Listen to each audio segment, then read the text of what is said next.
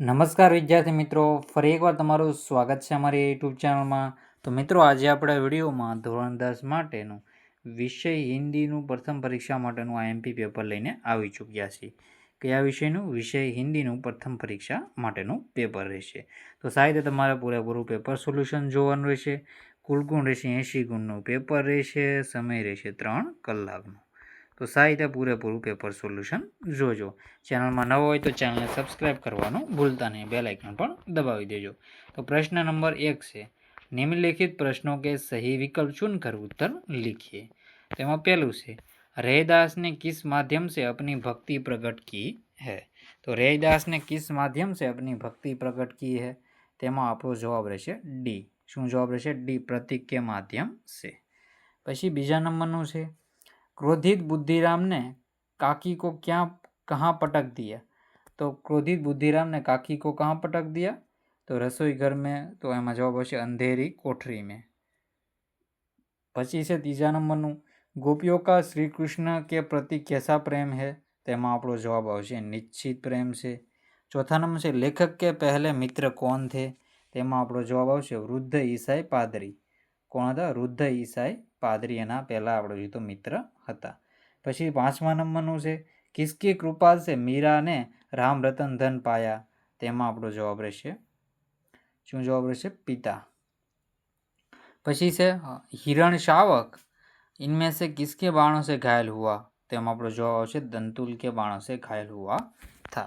તો આવી રીતે તમારે જવાબ ટીક કરી લેવાના રહેશે. આગળના ક્વેશ્ચન જોઈ લઈએ હવે. પછી છે, સही विकल्प चुनकर रिक्त स्थानों की पूर्ति कीजिए. रैदास प्रभु को स्वामी मानकर खुद को दास बताते थे. તેમાં જવાબ આવશે દાસ. પછી છે, બીજા बूढ़ी काकी को खाली जगह की सुगंध बेचैन कर रही थी. तो घी और मसालों की. શું જવાબ આવશે? घी और मसालों की.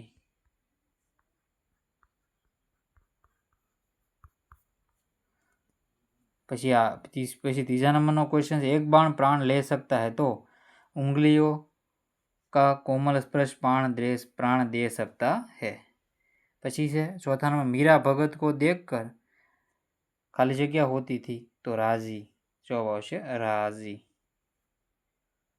પછી છે, 5માનું, भारतवर्ष खाली जगह की और गौरवशाली देश है तो प्राचीन. શું જવાબ આવશે?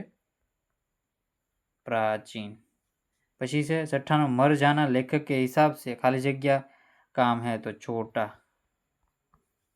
तो આવી રીતે તમારે જવાબ દેવાના રહેશે. પછી પ્રશ્ન નંબર 3 છે, निम्नलिखित प्रश्नों के उत्तर एक एक वाक्य में लिखिए.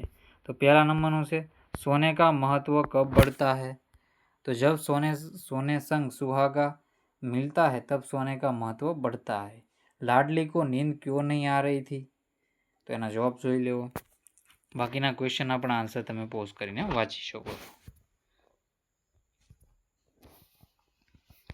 આ બધા ક્વેશ્ચનના આન્સર તમે જોઈ લેજો.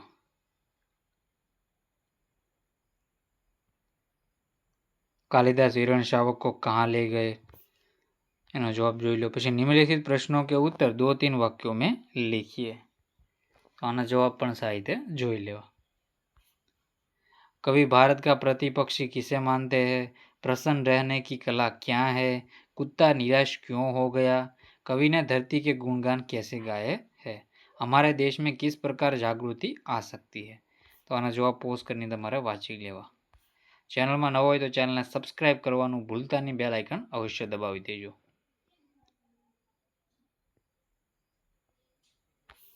પછી से निम्नलिखित प्रश्नों का उत्तर 4-5 वाक्यों में लिखिए. देश को कैसे नागरिकों की आवश्यकता है और क्यों?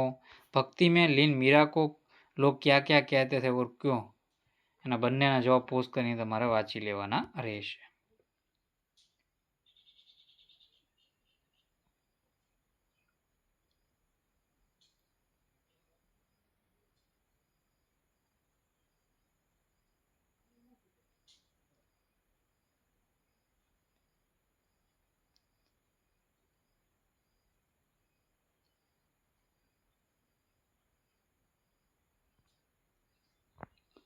પછી से घायल हिरण शावक को बचाने के लिए कालिदास ने क्या क्या किया? तो તો આનો જવાબ પણ સાહિત્ય જોઈ લેવો.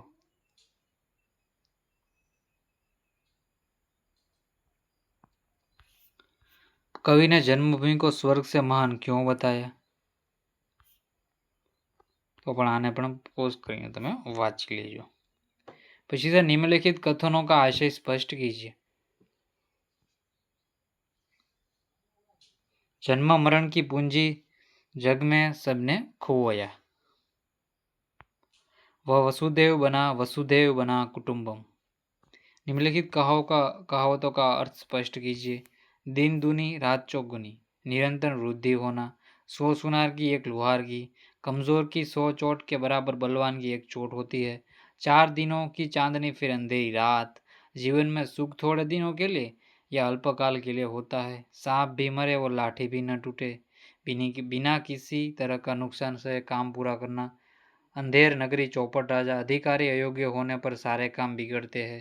निम्नलिखित शब्द समूह के लिए एक शब्द लिखिए. गिरी को धारण करने वाला गिरिधर, भारत में सबसे पवित्र मानी जाने वाली नदी गंगा, विद्यार्थी को विद्याभ्यास में सहायतार्थ मिलने वाला धन तो छात्रवृत्ति, ऐसा घर जिसके दीवार पर शीशे जड़े हो तो शीशा घर. निम्नलिखित मुहावरे का अर्थ देकर वाक्य में प्रयोग कीजिए. रोटियों के लाले पड़ना, हृदय सन्न रह जाना, नाक में दम करना, बस की बात न होना. तो बधाना जवाब तमारा साहित्य वांची लेवाना रहेशे. પોઝ કરીને વાંચી લેજો. નિમ્નલિખિત શબ્દો કે પર્યાયવાચી શબ્દ લખવાના રહેશે. તેમાં જોઈએ તો વર્ષા તો બારિશ, આંખ તો નેત્ર, दिन तो दिवस, शिला तो पत्थर. પછી से निम्नलिखित परिषद को पढ़कर नीचे दिए गए प्रश्नों के उत्तर लिखिए. તો તમારો ફકરો વાંચવાનો રહેશે અને સાહિત્યના જવાબ જોઈ લેવાના રહેશે. સમય રહેશે તો આપણે સાહિત્યનું સોલ્યુશન માટે પાર્ટ 2 લાવીશું. ત્યાં તમે ખાલી એમને જોઈ લો અને બાકી પ્રશ્ન તમારે પોઝ કરીને વાંચી લેજો.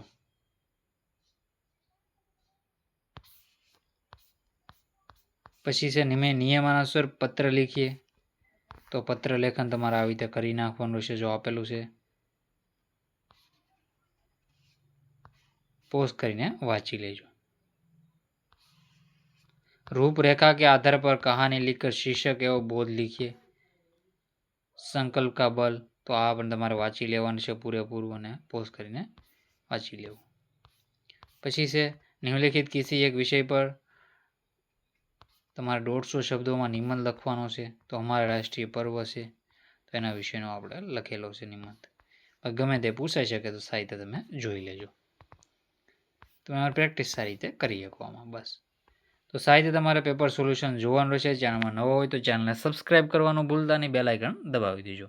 तो मित्रों वीडियो एंड करीए छीए. जय हिंद, जय भारत.